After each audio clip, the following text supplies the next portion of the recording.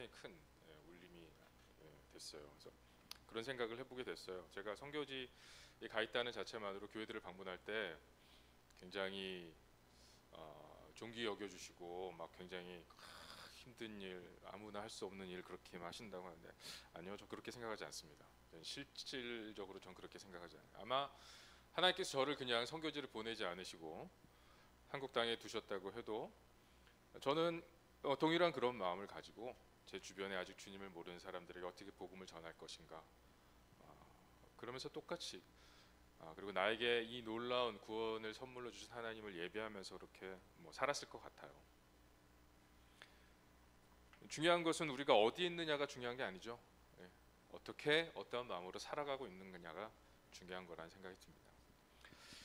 오늘 또 귀한 말씀을 또 함께 좀 나누려고 하는데요. 또 귀한 시간을 허락해 주셔서 감사드리고, 제가 오 목사님하고 이름이 같잖아요. 오성현, 배성현인데 굉장히 중요한 차이점이 하나 있습니다. 오 목사님과 저하고 키 빼고 외모는 잘 모르겠어요.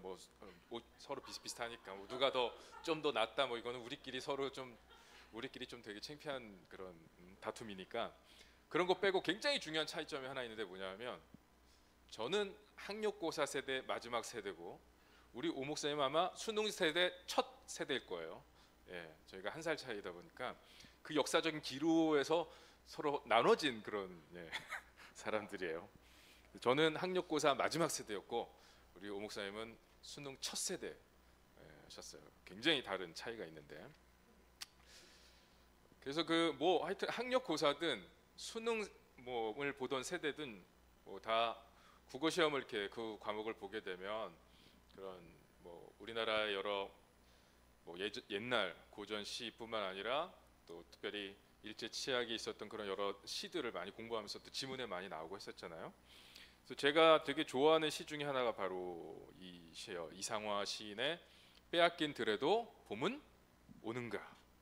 이 질문을 딱 보면, 시 제목을 보면, 시 내용을 여러분이 기억하실지 모르겠지만 저는 이제 신대원을 가기 전에, 대학교를 졸업하고 나고 신대원 가기 전에 한 2년 정도, 3년 가까이 직장 생활을 했는데 그 전에 한 2년 정도를 그 인천에 있는 연수동, 그때 당시 인천의 신도시 같은 곳이었는데요.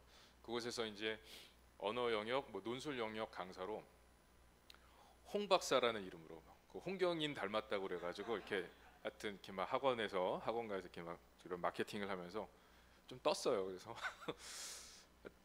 학생들을 막 가르치던 그런 이제 생각이 나는데, 그때도 제가 가르치던 교재 그런 과목에 자주 등장한 이 시가 바로 이상화 시인의 빼앗긴 들에도 봄은 오는가입니다. 사실 이 시를 보면 처음에 제목이 그렇지만 지금 빼앗긴 들 거기도 봄은 오는가라고 딱 질문을 던지면서 시작하죠.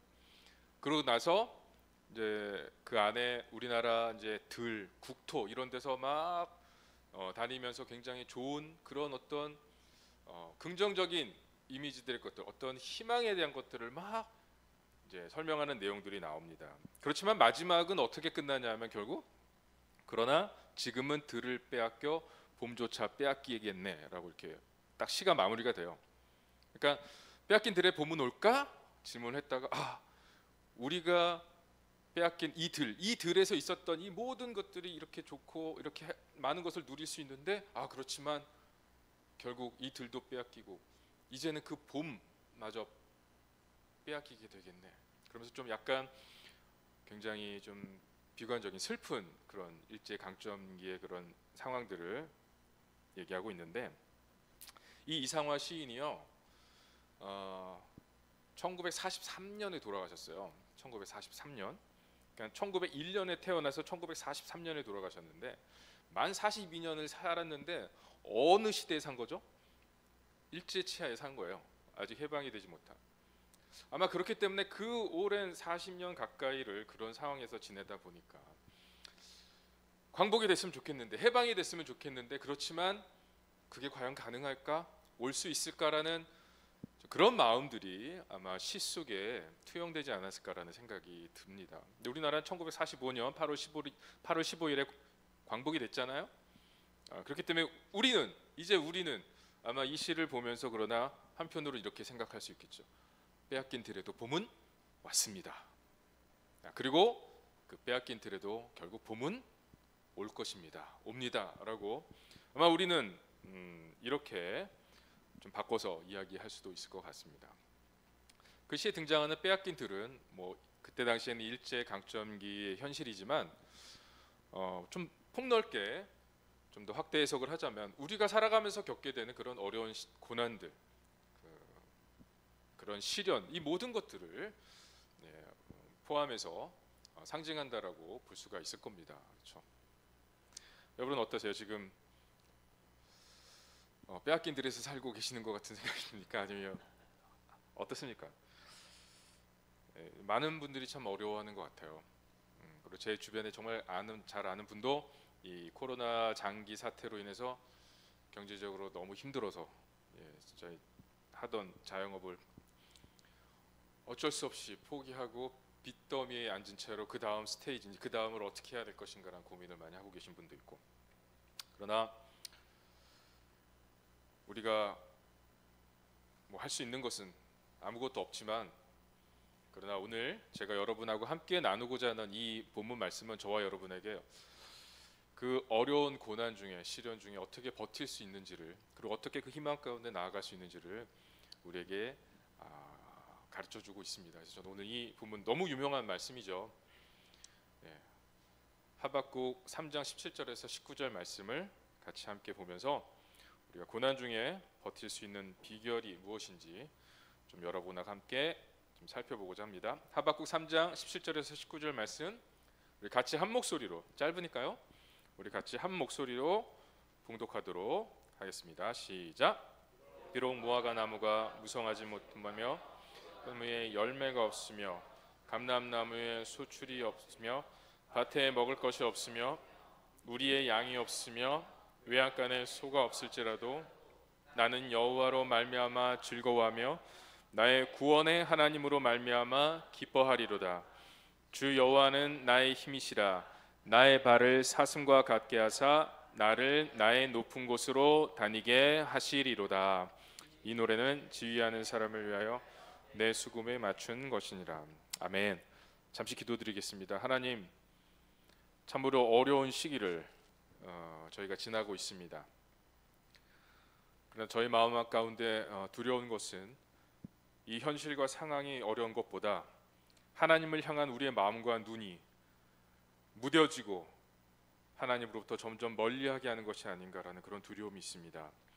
아버지 하나님, 오늘 이 시간 저희가 하나님께서 우리에게 주시는 말씀을 기대하며 저희의 눈과 마음과 생각을 집중하여 듣기를 원합니다. 이 말씀을 통해서 저에게 들려주시고 또 하나님을 기쁘게 해드린 삶이 무엇인지 저희가 깨달아 알게 하시고, 무엇보다 이 어려움을 가운데 믿음 가운데 저희가 또 승리해 나갈 수 있는 비결을 저희가 얻을 수 있도록 하나님께서 이 시간에 역사해 주시기를 간절히 기도합니다. 감사하신 예수님의 이름으로 기도했습니다. 아멘. 자, 고난 중에 우리가 버틸 수 있는 비결, 그 첫 번째는요, 결과에 집착하지 않기입니다. 결과에 집착하지 않기. 3장 17절 말씀 보면 비록 무화과 나무가 무성하지 못하며 포도나무에 열매가 없으며 감람나무에 소출이 없으며 밭에 먹을 것이 없으며 우리의 양이 없으며 외양간에 송아지가 없을지라도라고 해서 없다라고 하는 이 단어가 6번이나 등장하는데, 무슨 제가 창세기 1장 1절부터 요한계시록 마지막 절까지 살펴봤을 때 한 구절 안에 없다라는 단어가 6번이나 이렇게 쓰인 구절이 또 있을까? 없는 것 같아요. 제가 알기로는 없는 것 같아요. 한 절 안에 없다, 정말 없어요, 없다, 아무것도 없다라고 하는 이런 어떤 의미를 갖고 있는 것이 또 있을까? 여러분은 농사 지으신 분 없죠? 여기서 저는 이제 선교지에 있다 보니까 좀 농사를 짓고 같이 또 그분들 돕게 되고 하는 그런 경험들을 좀 해봤어요. 뭐 돼지도 막 키워보기도 하고 고생도 엄청 해보고 뭐 막사도 직접 지어봤어요. 그래서 어깨가 아마 그게 쌓여갖고 다쳤는지 모르겠는데 하여튼. 근데 여기 보면은 여러분 우리하고 좀 잘 이렇게 피부로 와닿지 않을지도 모르겠어요. 뭐 무화과 나무, 그 다음에 포도나무, 감람나무 밭에 뭐 우리나라로 따지면 뭐 벼가 뭐 벼를 다 이렇게 심었는데 뭐 그렇죠? 소출이 하나도 없고 논농사가 벼 농사가 다 망하고 뭐 여기에 나오는 이것들은 사실 그 당시 이스라엘 사람들에게 있어서 어떤 경제적인 활동을 하는 데 있어서 어떤 그 가족이 생계를 이어갈 뿐만 아니라 어떤 경제 생활을 유지하는 데 있어서의 중요한 그 근원이 되는 중요한 지금 작물들입니다. 사실 우리는 뭐 잘 모르겠다고 하고 감이 없을지 모르겠지만, 그러니까 외양간에 소가 없고 또 우리의 양이 없다라는 거, 양하고 소는 뭐 굉장히 중요한 거잖아요. 유목민들에게, 그 당시 그 이스라엘 사람들에게. 그러니까 한마디로 경제적인 파산 상태에 이른다 할지라도라고 지금 고백하고 있는 거예요. 경제적인 파산에 이른다 할지라도. 제가 좋아하는 프로그램 중에 하나가, 한국의 프로그램 중에 하나가 만남의 광장이거든요. 만남의 광장. 이런 거 프로그램 얘기해도 되죠? 뭐 전 뭐 TV 그런 게 아니니까. 만남의 광장 되게 좋아요. 왜냐하면 거기 보면 그 농사하시는 분들 아니면 또 뭐 양식하시는 분들, 하여튼 모든 그런 대한민국에서 그런 우리들의 필요한 것들을 생산해 주시는 분들의 그 어려움 있잖아요. 경제적으로 되게 힘든 거, 판로가 막혀서 아니면 값이 폭락해서, 그래서 차라리 그것을 생산해서 그 파는 거보다, 그 비용보다, 유통 비용보다 그냥 갈아엎는 게 비용이 더 싸기 때문에 그 밭을 다 갈아엎는, 막 파를 다 갈아엎고 막 하는 그런 걸 볼 때 그 심정이 어떨까, 농부들의, 그분들의 심정이, 마음이. 근데 그것을 또 잘 이렇게 도와서 해결해 나가는 그 굉장히 좋은 프로더라고요. 제가 인도네시아 있을 때 알게 돼서 보기 시작하고 이번에 한국에 와서도 제가 틈틈이 보고 있는데, 1년 동안 열심히 수고를 했는데 그 결과가 이렇게 엉망이 되고 어떤 소득을 하나도 얻을 수 없게 된다면 그 심정이 어떻겠습니까, 여러분? 그 심정이. 제가 며칠 전에도 제가 TV 뉴스를 봤는데 갑자기 찾아온 이 한파 때문에 전북 무안에서 이 숭어 양식을 하던 분이셨는데 집단 폐사한 거예요. 추위에 다 얼어가지고. 그러니까 막 이 빚더미에 주저앉게 되는데 이거 어떻게 해야 될지 모르겠다면서 그 인터뷰 말미에 막 그분이 울먹이시는데 뭉클하더라고요, 마음이 같이 짠하고. 근데 여러분, 모르겠어요. 여러분들 중에 이러한 실질적인 어려움을 경험을 해보신 분이 있을지 없을지, 아니면 뭐 이것과는 다르지만 어찌됐든 간에 내가 교회 열심히 생활하고 신앙생활하고 그랬는데 하나님께서 한 이 정도는 해주셔야 되지 않을까라고 기대했는데 그 기대와는 상관없이 전혀 다른 결과 때문에 고통스러워하고 힘들어했던 적이 있으신지, 아니면 계속 그런 일만 반복되고 있으신지 모르겠습니다. 저는 그 중학교 3학년 때 아버지가 돌아가시고 나서 장례식을 마치고 집에 왔을 때 제 어머니하고 저 8살 밑에 여동생, 그때 당시 이제 7살이었는데 딱 둘을 이렇게 잡았어요, 양쪽으로. 걱정 마세요.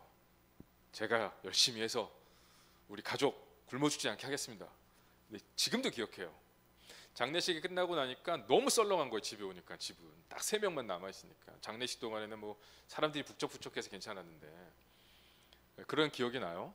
그러고 난 다음에 제가 정말 교회에서 열심히 하나님 섬기면서 늘 마음속에 바랬던 한 가지는 뭐냐면, 하나님이 언젠간 보상해 주실 거야, 이거였잖아요. 고등학교 1학년 때 저는 선교사로 헌신을 하고 그리고 계속 열심히 살았는데, 대학교 들어갔는데 이제 학비를 제가 열심히 아르바이트하고 방학 때는 계속 노가다를 뛰었는데도 제가 학비와 제 이제 용돈을 다 감당해야 되는데 1년을 하고 나니까 몸이 완전히 이제 만신창이가 되는 거예요. 너무 힘든 거예요. 그래서 휴학을 하고 난 다음에 이제 군대 가는 것을 기다려야 됐다고 1년 가까이를 휴학을 하고 그냥 학교는 안 가고 있었습니다. 마음속에 막 원망과 쓴뿌리가 생겨나기 시작하더라고요.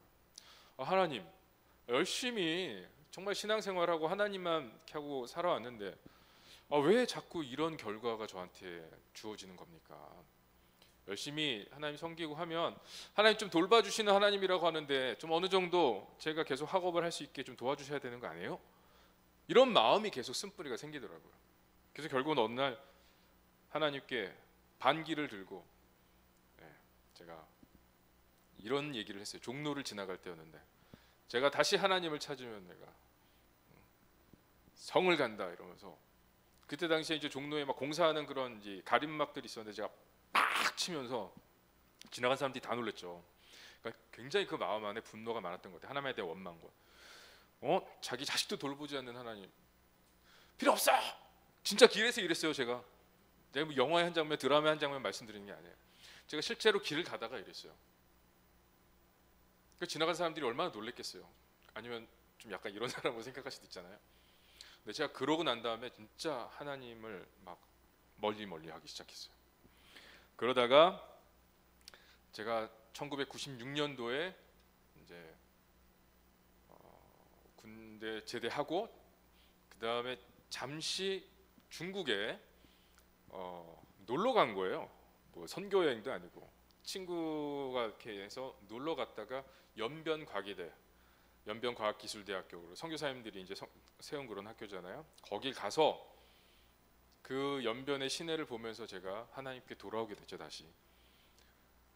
그러니까 구원받았을 때부터 지금까지 살아온 모든 것과 내가 하나님께 반항했던 마지막 최근의 모습까지 해서 하나로 쭉 가면서 내가 지금 뭐 하고 있었던 건가라고 하면서, 제가 그 연변과기대가 막 시작할 때 학교 건물도 별로 없을 때예요. 거기에서 막 울면서 기도하면서 제가 돌아왔었는데, 그때 제가 하나님께 약속드린 게 있었어요.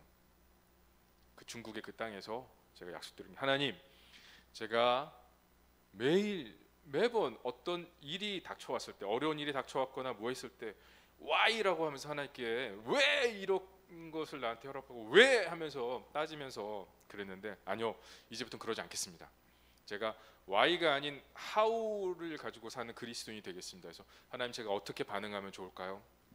이런 상황에서 제가 어떻게 하면 될까요? 라고 내가 이런 태도를 보면서 하나님 살겠습니다라고 했던 그런 기억이 납니다.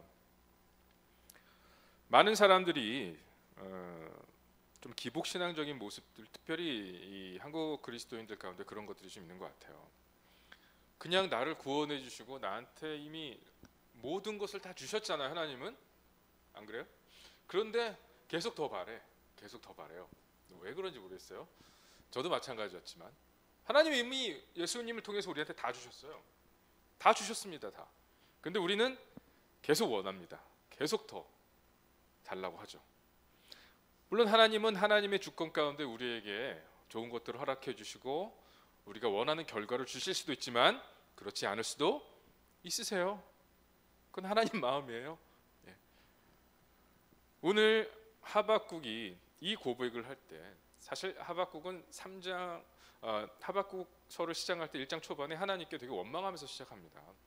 하나님, 네, 좋아요. 우리 민족이 하나님을 잘 섬기지 않고 그렇게 우상을 숭배하고 죄를 저질러서 벌을 받을 수 있는 거 오케이, 좋습니다. 그런데 왜 정말 저 이방 민족들을 통해서 하나님 우리를 그렇게 고통스럽게 하시려고 합니까? 라면서 막 원망하는 내용들을 시작을 했다가 후반부에 하박국서를 마지막 정리하면서 이런 고백들을 하는 거거든요.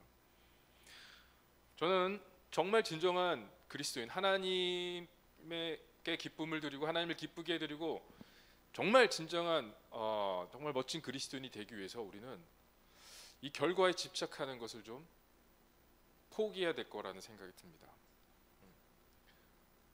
이게 우리의 신앙을 되게 족쇄처럼 막 이렇게 붙들고 있을 때가 있어요. 하나님께 더 나아가지 못하게 하는. Y가 아닌 How로 살기로 좀 여러분 한번 결단해 보십시오. 내 삶에 내 노력이 들어가서, 그러니까 인풋과 아웃풋이 우리가 원하는 때에 이루어지지 않을 수 있어요. 우리가 어떤 것을 집어넣어서 했는데 그 결과가 우리가 생각하는 때 나오지 않을 수도 있어요. 하지만 그러나 그 결과가 어떠하든지 우리 하나님은 변하지 않으세요. 그리고 그 하나님은 여전히 우리를 돌보고 계시고 우리에게 가장 좋은 것으로 준비해 두고 계신다라는 것을 여러분 꼭 기억하시기 바랍니다. 자, 그래서 고난 중에 버틸 수 있는 비결 첫 번째 뭐라고요? 결과에 집착하지 않기. 결과에 집착하지 않기입니다. 두 번째는요, 구원자 되신 하나님께 집중하기예요. 구원자 되신 하나님께 집중하기. 18절 말씀을 다시 제가 읽겠습니다. 나는 여호와로 말미암아 즐거워하며 나의 구원의 하나님으로 말미암아 기뻐하리로다 그랬습니다. 그렇죠? 결과는 이렇고 정말 뭐 모든 것은 다 망가지고 아무것도 없을지라도 그러나 나는 여호와로 말미암아 기뻐하겠습니다. 즐거워하겠습니다라고 하박국이 고백하는 장면이 나와요. 근데 사실 이 말씀을 보면 히브리어에서는 그 히브리어의 첫 시작은 이렇게 시작을 해요. 그러나 나는 이렇게 시작을 합니다. 18절에 시작할 때 우리 성경에는 그냥 그런 어감이 좀 잘 나타나지 않는데 히브리어 원문에 이렇게 보면 그렇게 따라서 제가 읽으면 이렇게 할 수 있겠죠. 비록 무화과 나무가 무성하지 못하며 포도나무에 열매가 없으며 감람나무에 소출이 없으며 밭에 먹을 것이 없으며 우리의 양이 없으며 외양간에 소가 없을지라도 아무것도 없을지라도 그러나 나는 이렇게 시작하는 거예요. 히브리어로 보면 우리나라 성경으로는 번역본은 그냥 나는 여호와로 말미암아 하니까 약간 좀 그 감이 덜한데 그러나 나는 여호와로 말미암아 즐거워하겠습니다. 구원의 하나님으로 말미암아 기뻐하겠습니다. 이렇게 의지적으로 말하고 있거든요. 자신의 의지를 통해서 하나님께 기뻐하기로 선택한 거예요. 이 하박국은 어떤 결과 때문에 어떤 좋은 것들이 있기 때문에 그렇게 하는 게 아니라 상황 때문에 그런 게 아니라 어떤 상황이나 본능에 이끌려서 하나님을 내가 기뻐하겠다라고 선택하는 게 아니라 그렇지 아니할지라도 내 삶의 어떤 결과와 상관없이 난 하나님을 인해서 즐거워하고 하나님을 인해서 기뻐하겠습니다라고 그는 의지적으로 선택을 한 거예요. 제가 선교지에 있을 때 이제 선교지에 가서 언어 연수를 마치고 바로 다음 해에 이제 폰티아나에 가서 아이들이 유치원을 들어갔습니다. 그러니까 우리 둘째 아이가 유치원에 들어갔을 때 나이가 한국 나이로 한 5살 됐을 때죠. 5살 됐을 때인데 말이 안 통하죠. 그때 저희가 갔을 때 뭐 한국 사람들도 거의 없었어요. 선교지에. 유치원을 딱 가서 이제 제가 픽업을 하러 갔는데 데리러 갔는데 얘가 막 울면서 나오는 거예요. 막 울면서 나와요. 그래가지고 너무 당황스러워가지고 이제 그때가 유치원에 이제 다니기 시작한 지 뭐 한 달인가밖에 안 됐을 때인 것 같아요. 그러니까 마음이 좀 짠하더라고요. 얘가 또 적응을 잘 못해서 이러나. 뭐 인도네시아 쓰고 막 그런 아이들이니까 대화가 안 통하겠죠.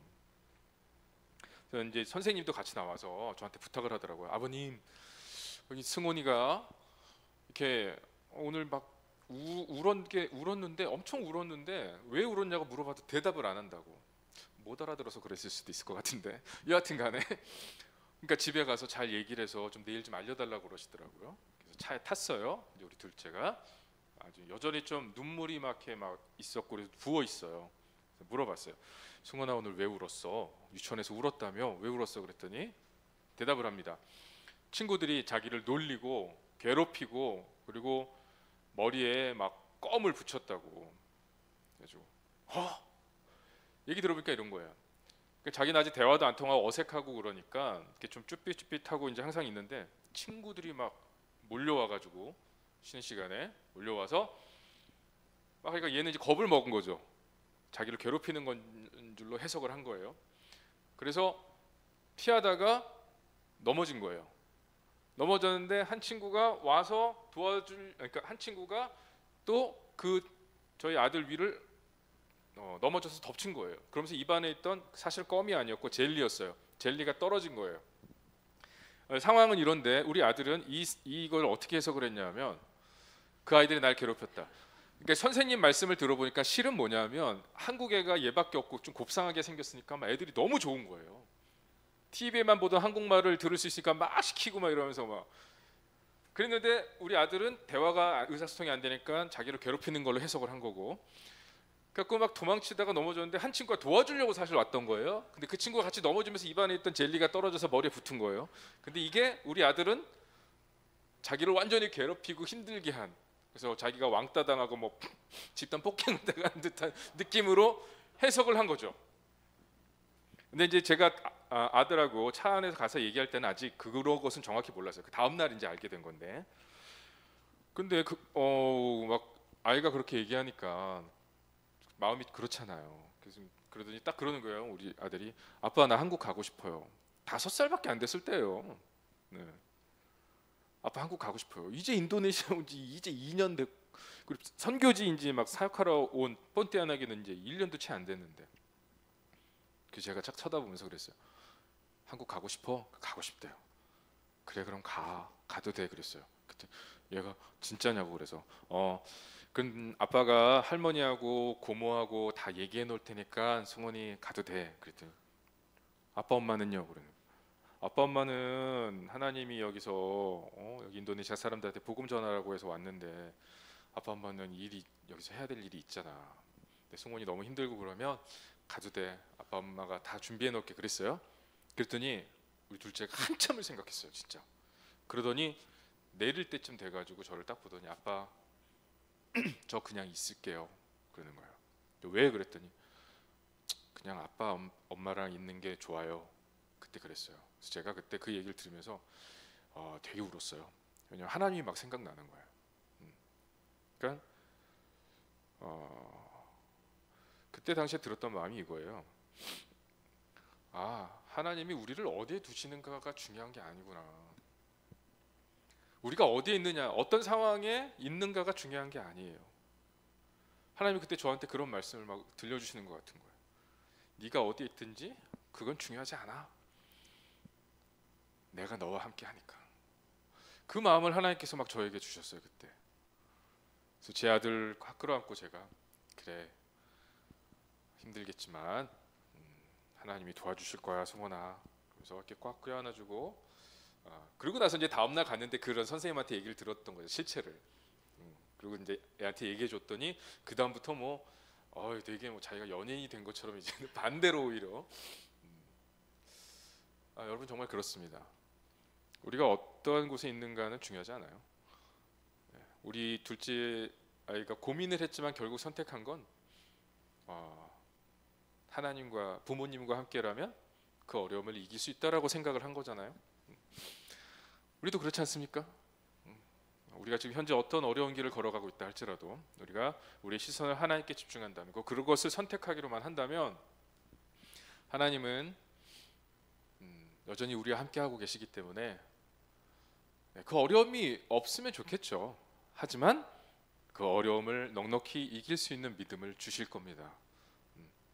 그래서 저는 여러분에게 좀 도전드리고 싶은데 이 어려움이 지나가도록만 기도하는 사람이 되기보다 이 어려움을 이길 수 있는 믿음을 하나님 주세요라고 기도하는 분들이 되셨으면 좋겠어요.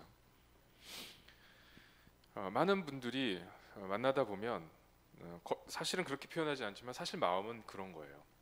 쉬운 길을 가고 싶고 쉽게 그냥 신앙생활 하고 싶고 하나님께 초점 두기보단 어떤 상황에 초점을 두면서 상황을 바라보면서 자꾸 그 믿음이 쇠약해지는 길을 가게 되고 우리가 우리의 시선을 하나님께로부터 돌리지만 않는다면 여러분 저는 확실히 여러분께 말씀드릴 수 있습니다.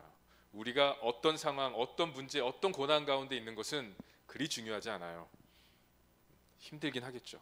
그러나 그것을 통해서 오히려 우리는 영적인 근육이 더 단단해질 수 있을 거고 무엇보다 우리를 보호하시고 우리를 돌보시는 그 하나님의 진짜 엑기스 같은 그 은혜와 사랑을 경험하게 될 것입니다. 그렇게 하시겠습니까? 예, 아멘. 자 마지막 세 번째입니다. 우리 첫 번째는 결과에 집착하지 않기라고 했고 두 번째는 우리 구원자 되신 하나님께만 집중하기라고 했고 마지막 세 번째 이것도 좀 중요한데 지연된 그러나 반드시 오게 될 궁극적 승리를 바라보기 있습니다. 지연된 아직 미뤄진 거예요. 아직 오진 않았던 거예요. 그러나 반드시 오게 될 궁극적 승리를 바라보기입니다. 19절 말씀을 우리 같이 한 목소리로 한번 좀 읽어볼까요? 19절 말씀 시작. 주 여호와는 나의 힘이시라 나의 발을 사슴과 같게 하사 나를 나의 높은 곳으로 다니게 하시리로다. 아멘.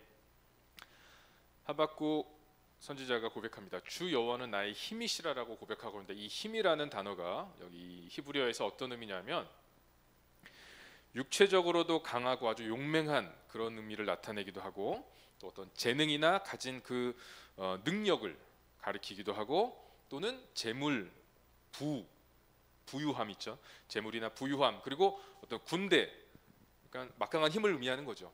그런 군대를 의미하기도 해요. 그러니까 이런 여러 가지 의미로 쓰이는데 왜 하박국 선지자가 여기서 주 여호와는 나의 힘이시라 하면서 히브리어로 이 단어를 썼을까요? 한마디로 나의 모든 원천이 되시는 분은 오직 하나님이신다라는 고백을 담은 거죠. 그 나의 모든 것의 원천이 되시는 그 하나님이 나의 발을 사슴과 같게 하사 그랬어요. 여러분 사슴 발을 보신 적 있으세요? 동물의 왕국이나 이런 데 말고 직접 못. 근데 동물원에서 보신 거는 진짜 사슴의 진면목을 볼 수가 없어요. 사슴의 진면목을 보려면 이 초원에서 그 맹수한테 쫓길 때 그 사슴이 막 힘차게 달려가는 것을 봐야 되고, 아니면 이스라엘 백성들은 아마 이 사슴과 같게 하사라는, 나의 발을 사슴과 같게 하사라는 이 의미가 확 와닿았을 거예요. 이 좀 지대가 높은 곳에 광야, 지대가 높은 이런 곳으로 이루어져 있는 그런 곳에서 이 사슴들이 이것을 거꾸로 올라가는 그곳이 진짜 멋있어요. 우리는 아마 그냥 되게 힘들게 하면서 막 힘들게 올라야 되는 그 오르막, 어떤 그 바위 사이 이런 길들을, 높은 지대들을 사슴들은 탁탁탁 튀면서 이렇게 가요. 용수철 튕기듯이. 이스라엘의 사슴은 메마르고 가파르고 높은 그런 광야에서 살았는데, 그런 환경이지만 잘 걸을 수 있고 잘 할 수 있었어요. 왜냐하면 하나님이 그렇게 만들어 주셨기 때문에. 튼튼한 그 다리 근육을 하나님이 주셔서. 하박국이 하나님이 나의 발을 사슴과 같게 하심으로 높은 곳에 다닐 수 있게 하신다고 노래한 것은, 하나님이 우리의 힘이 되시면, 아니 우리의 모든 힘의 원천이 되시는 그 하나님이 함께 하시면 그 어려운 길을 내가 능히 지나갈 수 있다라고 고백한 그런 내용이라고 볼 수가 있습니다. 멋지지 않습니까, 여러분? 우리가 좀 힘겹게 올라가야 하는 그런 어떤 높은 산봉이나 이런 것들을 하나님이 함께 하시면, 하나님이 우리에게 힘의 원천이 되신 그 하나님이 우리를 밀어주시기만 하면 막 사슴처럼 이렇게 뛰어서 그 오르막길을 올라갈 수 있는 거예요. 새 번역은 이 구절을 더 좀 실감나게 번역을 잘한 것 같아요. 제가 새 번역으로 한번 읽어드릴게요. 19절 말씀을. 주 하나님 나의 힘이시다. 나의 발을 사슴의 발과 같게 하셔서 산등성이를 마구 치닫게 하신다. 좀 더 역동적으로 번역을 잘하고 있는데, 오늘도 하나님의 은혜로 한 걸음 한 걸음 희망을 가지고 이 산을 오르고 또 저 언덕을 뛰어다니는 그런 사슴과 같게 우리를 하신 것을 감사합니다. 좀 요즘 같은 시대에 좀 더 우리가 이런 좀 마음을 갖고 살아야 되지 않을까 싶은 생각이 들어요. 저도 이렇게 3개월 정도, 지금 이제 2개월 반 정도 됐는데 한국에 나와 있은 지 치료 때문에 선교지 이제 상황들을 계속 이제 좀 연락을 하고 그러면 참 어려운 상황들이 계속 발생하고, 그리고 최근에 인도네시아 비행기가 추락한 거 아시죠? 그게 자카르타하고 폰티아나크를 왔다 갔다 하는 비행기였는데, 재밌는 거 알려드릴까요? 제가 한국에 나올 때 폰티아나에서 자카르타 올 때 그 비행기를 타고 왔어요. 똑같은 비행기입니다. 똑같은 비행기예요. SJ182 스리위자야라고 하는 인도네시아 이제 항공사의 182편 비행기, 똑같은 비행기를 제가 타고 나왔어요. 그래서 제가 그 사고가 난 그날 인도네시아의 한인협회에서 연락이 왔어요. 무사하냐, 괜찮냐. 왜냐면 제 주소지가 폰티아나로 돼 있으니까. 근데 그 딱 보면서, 그 비행 편명을 보면서 가슴이 묘한, 정말 뭐 어떻게 표현할 수 없는 순간, 굉장히 그 정적 가운데 저도 그 기분을 이렇게 막 다시 느끼고 싶진 않아요. 어떻게 될지 모르는 게 우리 인생이라는 말씀을 제가 드리는 거예요. 제가 오늘 이 시간 여러분 앞에 서 있지 못했을 수도 있다라는 것을 말씀드리는 거예요.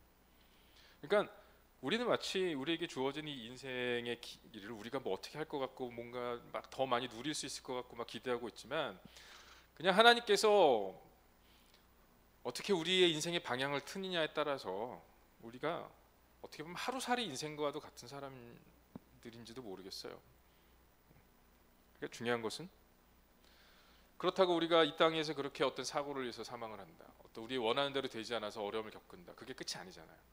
지연된, 그러나 반드시 오게 될 궁극적인 승리, 이게 뭡니까? 하나님 우리에게 천국의 소망을 주셨잖아요. 하나님 나라는 이미 임했습니다. 그러나 아직 완성되지는 않았어요. 그래서 우리가 이 땅에 살아가면서 그 하나님 나라에서 누릴 기쁨을 맛보면서 살아갈 수 있어요. 맛배기로. 하지만 그것이 궁극적인 우리의 승리의 완성은 아니에요.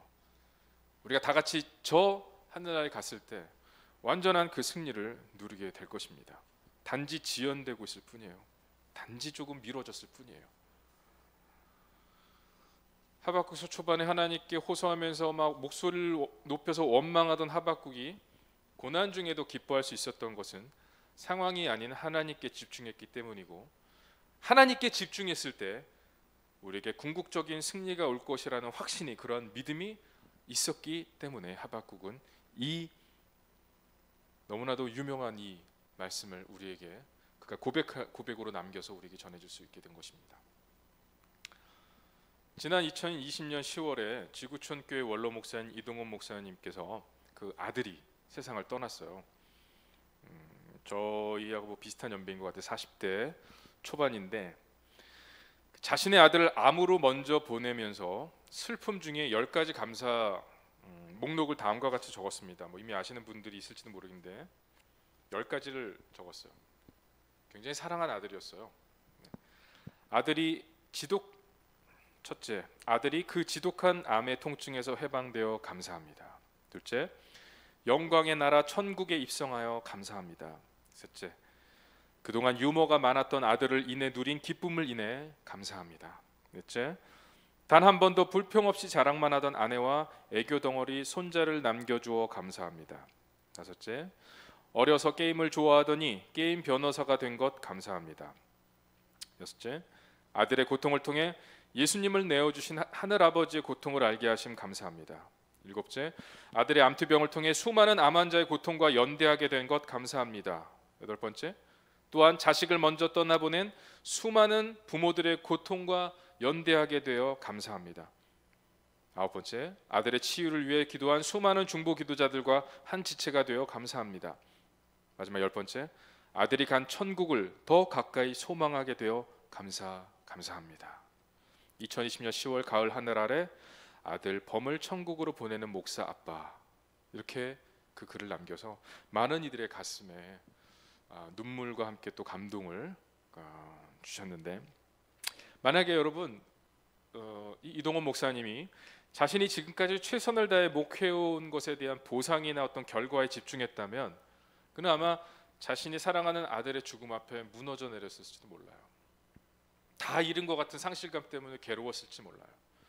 하지만 그는 자신이 겪고 있는 고통의 상황이나 벌어진 결과에 시선을 두지 않고 구원자 되신 하나님께 집중했습니다. 그리고 감사했어요. 그 하나님께. 아들의 죽음은 오히려 그로 하여금 이미 우리에게 주어진 궁극적인 승리, 즉 천국의 소망을 가지고 더욱더 간절히 사모하게 만들었습니다. 저는 여러분의 개인적인 어떤 상황들, 어떤 어려움에 처했고 어떤 고난의 길을 걸어가고 계시는지 저는 잘 모릅니다. 여러분도 잘 모르시죠? 제가 어떤 어려움에 있으신지 여러분도 잘 몰라요. 어차피 우리는 서로 얘기하지 않으면 잘 몰라요. 그렇지만 그 모든 것을 알고 계신 분이 있으세요. 말하지 않아도. 누구세요? 하나님이세요. 그러니까 우리가 그 하나님께만 집중하면 우리가 결과에 집착하지 않고 어떠한 상황이 나에게 벌어지든 그것을 하나님께서 주시는 어떤 그런 믿음의 시각으로 받아들이고 그 통해서 내가 계속 그 소망을 잃지 않고 하나님만 바라보며 나아갈 수만 있다면 그거면 된 겁니다. 그거면 된 거예요. 많은 사람들이 힘들어하고 있는 이 시기에 역시 교회 사역도 많이 위축되고 여러 가지 어려움이 있지만, 그러나 오늘 우리가 다시 한번 주님 앞에 이렇게 선포하고 고백했으면 좋겠습니다. 하나님, 제가 시시각각 벌어지는 그런 어떤 상황이나 환경이나 결과에 내가 집착하지 않겠습니다. 나의 구원자 되신 하나님께 내가 집중하고, 그리고 여전히 그 궁극적인 승리를 약속하신 그 하나님을 바라보면서 그 소망을 기대하면서 내가 오늘 하루도 믿음의 발걸음을 내디디며 나가겠습니다라고 믿음으로 고백하면서 나아가는 저와 여러분들 되시기를 주님의 이름으로 축복드립니다. 이 시간 잠시 우리 같이 함께 기도했으면 좋겠습니다. 오늘 들은 말씀을 가지고 여러분, 네, 하나님, 내가 하나님을 사랑하고 하나님을 섬긴다고 하면서도 어쩌면 내 마음 한 곳에 깊은 곳에서는 그런 보상에 대해서 늘 갈구하며 나에게 이미 예수님을 통해서 영원한 생명을 주신 그 하나님께 계속해서 어떤 결과들을 요구하며 그렇게 하나님을 힘들게 드리곤 않았는지 하나님 용서해 주십시오. 내가 이제부터는 내 삶에 벌어지는 어떤 그 모든 상황과 결과에 내 시선을 돌리는 것보다 그 모든 것의 뒤에서 나의 영적인 성장과 내가 건강하게 자라기를 바라시면서 함께 눈물로 그 상황을 지켜보고 계실 그 하나님을 바라보면서 믿음으로 이 고난을 지나가기를 원합니다. 하나님 도와주십시오라고 그렇게 우리가 이 시간 하나님 앞에 진지하게 진심으로 같이 함께 좀 기도했으면 좋겠습니다. 기도하겠습니다.